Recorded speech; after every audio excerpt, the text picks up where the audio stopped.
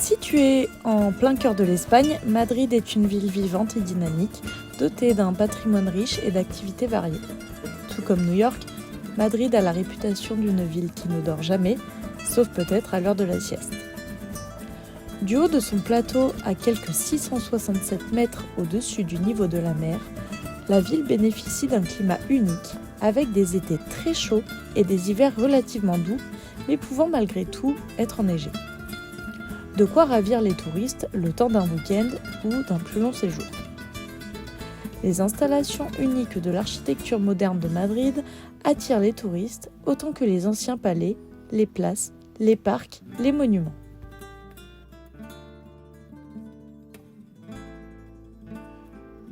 La Plaza de las Ventas est la plus grande arène d'Espagne, tant par sa capacité et sa taille que par son prestige. C'est la 3e arène du monde en termes de capacité.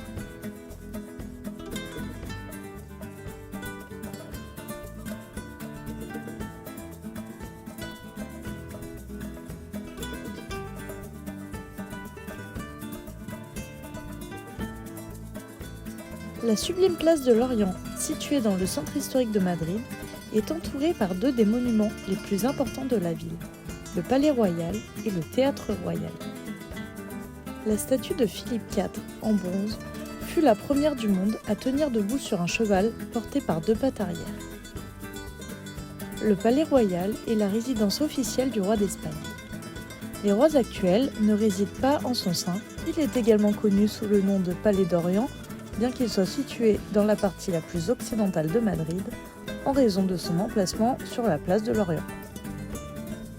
L'intérieur du palais se distingue par sa richesse artistique, tant en ce qui concerne l'utilisation de toutes sortes de matériaux de qualité dans sa construction, comme la décoration de ses pièces avec des illustrations de toutes sortes, y compris des peintures d'artistes de l'importance du Caravage.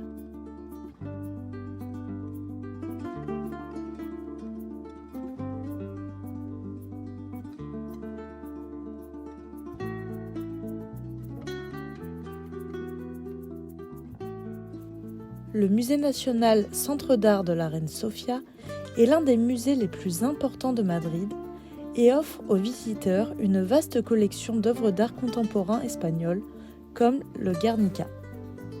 Fondé en 1992, le musée de la Reine Sofia traite les époques que le musée du Prado ne couvre pas, en commençant à exposer des œuvres datées à partir de 1881, l'année de naissance de Pablo Picasso.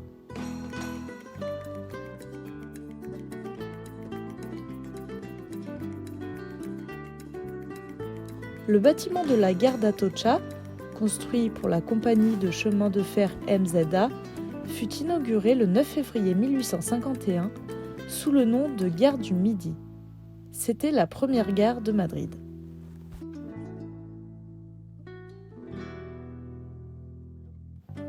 La cathédrale de l'Almudena est l'édifice religieux le plus important de Madrid.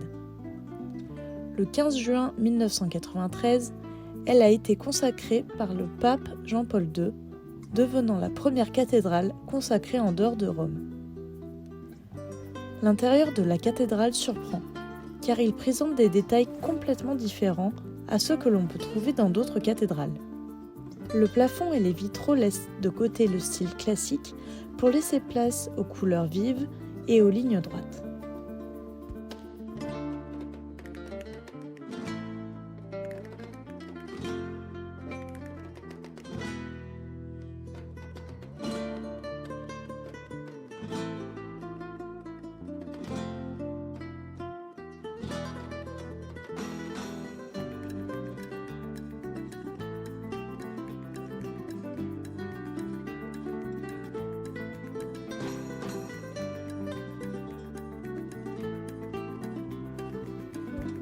Calle del Codo, une rue étroite de 75 mètres. Il n'y a pas de magasins notables, ni de façades impressionnantes. Cependant, pour ceux qui veulent l'explorer, ils pourront découvrir l'histoire de la capitale. Une histoire cachée entre le temps passé dans l'étroitesse de la rue. C'est une petite ruelle qui relie actuellement la Plaza de la Villa et la Plaza del Conde de Miranda. Dans cette rue, presque aucune lumière n'entre.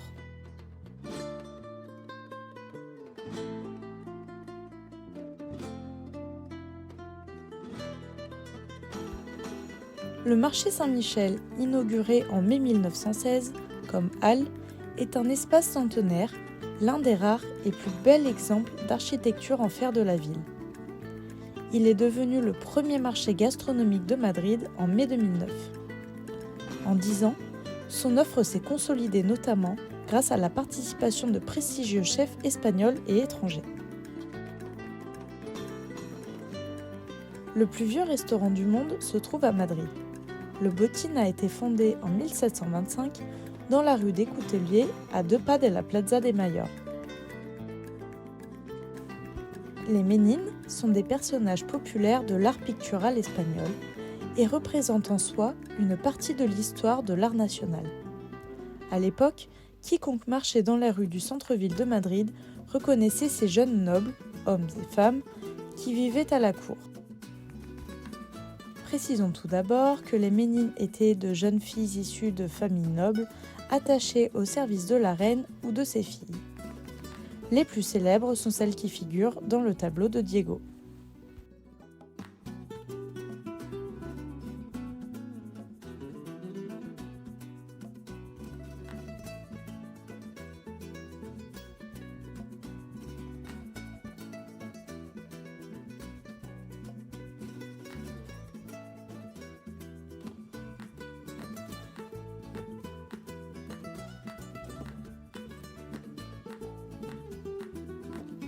Tolède fut déclaré patrimoine de l'humanité par l'UNESCO en 1986, une reconnaissance à l'empreinte laissée par les Juifs, les musulmans et les chrétiens dans la ville.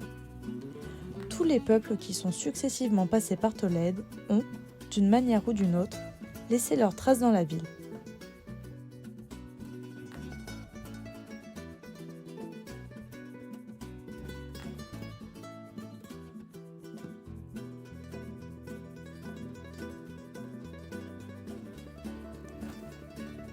Le monastère de Saint-Jean-des-Rois de Tolède est un monastère de l'ordre franciscain qui fut construit sous le patronage de la reine Isabelle Ier de Castille afin d'en faire un mausolée royal en commémoration de la bataille de Toro et de la naissance du prince Jean.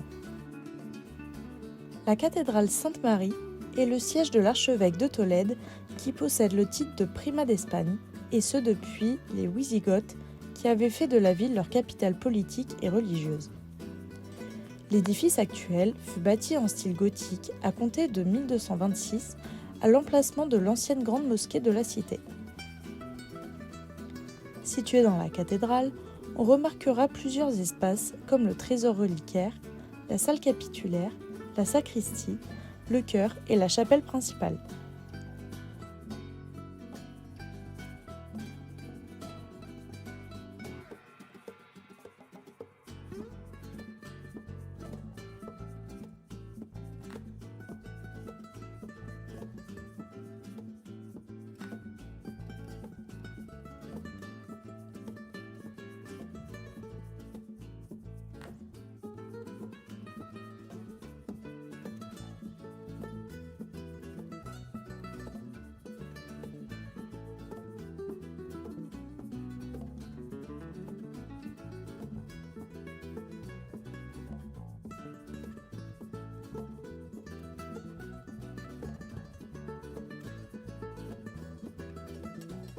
Le musée Santa Cruz à Tolède est un édifice platéresque du XVIe siècle.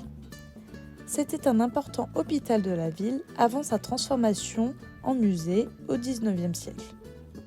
La collection du musée est répartie en 3 sections. L'archéologie, sur les cultures romaines, wisigothes, arabes et mudéjars.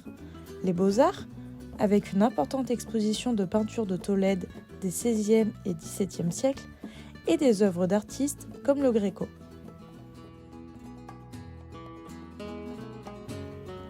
Construit à la fin du XVIe siècle sur un plan reproduisant la forme d'un gril, instrument de martyre de Saint-Laurent, le monastère de l'Escurial s'élève dans un site de Castille d'une exceptionnelle beauté. Rompant par sa sobriété avec le style qui prévalait alors, son architecture exerça une influence considérable en Espagne pendant près d'un demi-siècle.